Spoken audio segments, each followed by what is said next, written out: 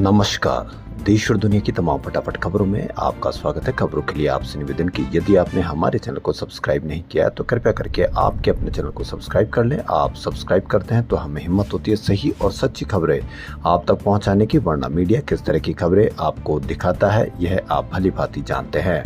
Media आपको कभी भी ये खबर नहीं दिखाएगा कि बांग्लादेश में क्या हो रहा है, बांग्लादेश में किस तरह से वहाँ डिमांड की जा रही है शेख हसीना की, और मीडिया आपको यह भी नहीं बताएगा कि राहुल गांधी के साथ जिला अध्यक्षों के नाम पर चर्चा पूरी हो चुकी है।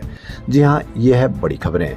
राहुल गांधी के साथ जिला अध्यक्षों के नामों पर चर्चा पूरी हो गई है। तो क्या है आज की ये बड़ी खबर? छत्तीसगढ़ कांग्रेस में संगठनात्मक बदलाव का इंतजार अब खत्म होने वाला है। जिलाध्यक्षों की नई सूची अगले 48 घंटे में किसी भी वक्त जारी हो सकती है। रविवार देर रात दिल्ली में राहुल गांधी, कांग्रेस अध्यक्ष मल्लिकार्जुन खड़गे और संगठन महासचिव के.सी. वेणुगोपाल की बैठक हुई। इस बैठक में जिलाध्यक्षों के नामों पर विस्तार से चर्चा की गई। अब सोमवार को एआईसीसी की बैठक में इन नामों पर अंतिम मुहर लगनी तय मानी जा रही है। इस बैठक में नेता प्रतिपक्ष डॉक्टर चरणदास महंत, पीसीसी अध्यक्ष दीपक बैज और प्रदेश के प्रभारी सचिन पायलट के साथ तीनों सह प्रभारियों एस.सी. संपत कुमार, चरिता लेतफलांग और विजय जांगिड़ भी मौजूद रहेंगे।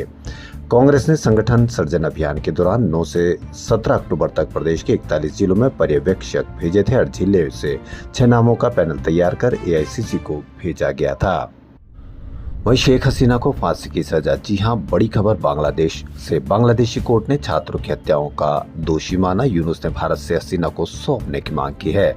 बांग्लादेश की पूर्व प्रधानमंत्री शेख हसीना को सोमवार को यानी आज मौत की सजा सुनाई गई है। उन्हें ढाका के इंटरनेशनल क्राइम्स ट्रिब्यूनल ने 5 में से 2 मामलों में मौत की सजा दी है। वहीं बाकी मामलों में उन्हें उम्र कैद की सजा सुनाई गई।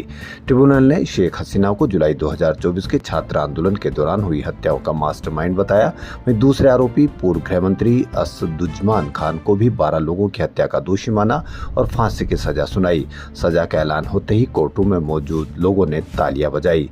तीसरे आरोपी पूर्व आईजीपी अब्दुल्ला अल ममून को 5 साल की सजा सुनाई गई। ममून हिरासत में है और सरकारी गवाह बन चुके हैं। कोर्ट ने हसीना और असदुज्जमान कमाल की प्रॉपर्टी जब्त करने के आदेश दिए हैं। 5 अगस्त 2024 को तख्ता पलट के बाद शेख हसीना और पूर्व गृह मंत्री असदुज्जमान ने देश छोड़ दिया था। दोनों नेता पिछले 15 महीने से भारत में रह रहे हैं। फैसले के बाद यूनुस सरकार ने भारत सरकार से शेख हसीना को बांग्लादेश को सौंपने की मांग की है। पीएम ऑफिस ने बयान जारी कर कहा कि भारत और बांग्लादेश के बीच जो प्रत्यर्पण संधि है उसके मुताबिक ये भारत की जिम्मेदारी बनती है कि पूर्व बांग्लादेशी पीएम को हमारे हवाले करे। अब देखना यह है कि भारत किस तरह से इस काम को या इस मामले को हल करता है। मक्का से मदीना जा रहे 45 भारतीयों की मौत हुई। जी हां, बड़ी खबर। उम्रा के लिए जा रही बस डीजल टैंकर से टकराकर जली। सऊदी अरब में सोमवार देर रात एक सड़क हादसे में 45 भारतीयों की मौत हो गई। मक्का से मदीना जाते समय उनकी बस डीजल टैंकर से टकरा गई और उसमें आग लग गई। मृतकों में 18 महिलाएं, 17 पुरुष और 10 बच्चे शामिल हैं। जानकारी के अनुसार हादसे में सिर्फ बस का ड्राइवर ही जिंदा बचा। हैदराबाद पुलिस के अनुसार 9 नवंबर को 54 लोग हैदराबाद से सऊदी गए थे। वे 23 नवंबर को वापस आने वाले थे। इनमें से 4 लोग रविवार को कार से अलग से मदीना गए थे। वहीं 4 लोग मक्का में रुक गए थे। दुर्घटना वाली बस में 46 लोग सवार थे।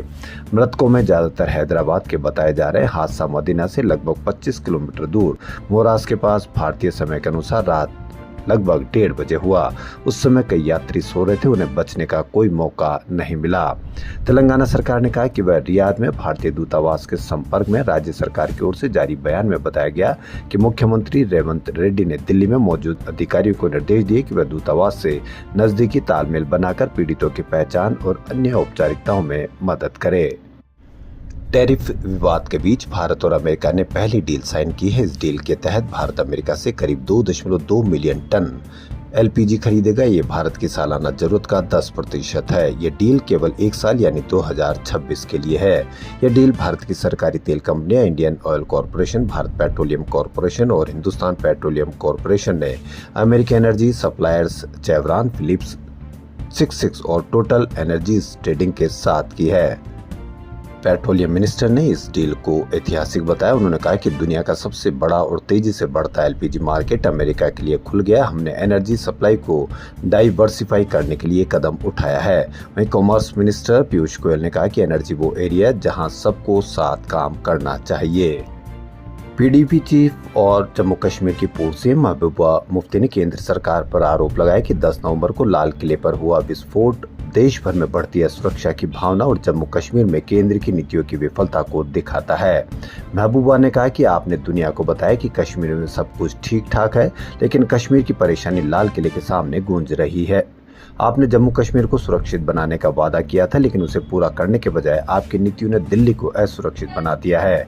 दिल्ली में लाल किला मेट्रो स्टेशन के पास 10 नवंबर की शाम कार ब्लास्ट हुआ था, जिसमें पुलवामा के रहने वाले डॉक्टर उमर ने खुद को विस्फोटक समेत उड़ा दिया था। इस हमले में 13 लोगों की मौत हुई, जबकि 20 से ज्यादा घायल हैं। दिल्ली, हरियाणा, जम्मू कश्मीर और यूपी पुलिस समेत एनआईए, एनएसजी, ईडी इस व्हाइट कॉलर टेरर मॉड्यूल की जांच कर रही है। अब तक इस मॉड्यूल से जुड़े 6 डॉक्टरों को गिरफ्तार किया जा चुका है। महबूबा मुफ्ती ने बड़ी बात कही, मुझे नहीं पता केंद्र सरकार में कितने लोग सच्चे राष्ट्रवादी हैं। अगर पढ़ा लिखा युवा डॉक्टर आरडीएक्स से खुद को और दूसरे को मार डालता है तो इसका मतलब देश में कोई सुरक्षा नहीं है। हिंदू मुस्लिम की राजनीति करके वोट तो मिल सकते हैं, लेकिन देश किस दिशा में जा रहा है। दिल्ली के लोग शायद ये सोचते हैं कि जितना ज्यादा हिंदू मुसलमान विभाजन होगा उतना ही खून खराबा होगा, उतने ही ज्यादा वोट उन्हें मिलेंगे। मुझे लगता है कि उन्हें दोबारा सोचना चाहिए, देश कुर्सी से कहीं बड़ा है। हिमाचल प्रदेश में ठियोग विधानसभा से पिछले चुनाव में बीजेपी प्रत्याशी रहे अजय श्याम सोशल मीडिया में ट्रोल हो रहे हैं। वे एक स्कूल में दिए भाषण पर बुरी तरह से फंस गए हैं।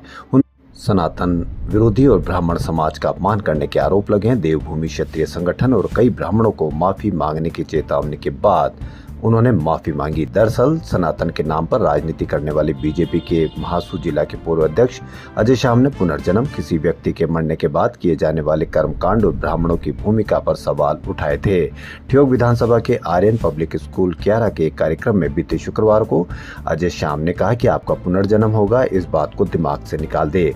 कोई पंडित अगर आकर मेरे को सर्टिफिकेट दे दे कि वह 16वें के दिन जो बिस्तर दिया था ये ऊपर पहुंचा है, अगर कोई एक भी पंडित आकर मेरे को रिसिप्ट दे, मेरी बात करा दे कि जो बिस्तर यहाँ से गया था वो ऊपर मिला है, वो कहीं नहीं मिला, कहीं कुछ नहीं गया। मैं बता रहा हूँ, यहाँ से मरने के बाद भी फोन साथ चाहिए, पंडित जी को दान कर देना। ये टाइम आने वाला है कि बेटा जब मैं मरूं तो फोन दे देना साथ। कुछ नहीं होने का, आपके सामने कितने लोग क्यूआरा में धुआं हो जाते हैं। कोई वापस नहीं आया तो बोलने के लिए तेरा दिया हुआ बेड, तेरा खिलाए हुए थिंदड़े, पहाड़ी डिश मिल गए, कोई सर्टिफिकेट नहीं आया, आज तक आगे भी नहीं आएगा। यही बयान किसी दूसरे ने दिया होता तो पूरा मीडिया जबरदस्त तरीके से कवरेज करता, लेकिन सब जगह सन्नाटा और कहीं पर भी कोई खबर नहीं। इससे ज्यादा खबर तो लालू परिवार के रोहिणी आचार्य की खबर ज्यादा दिखाई जा रही है। तो देश और दुनिया की खबरों में फिलहाल इतना ही। यदि आपको हमारा चैनल पसंद आए तो लाइक, सब्सक्राइब और शेयर अवश्य करें। धन्यवाद।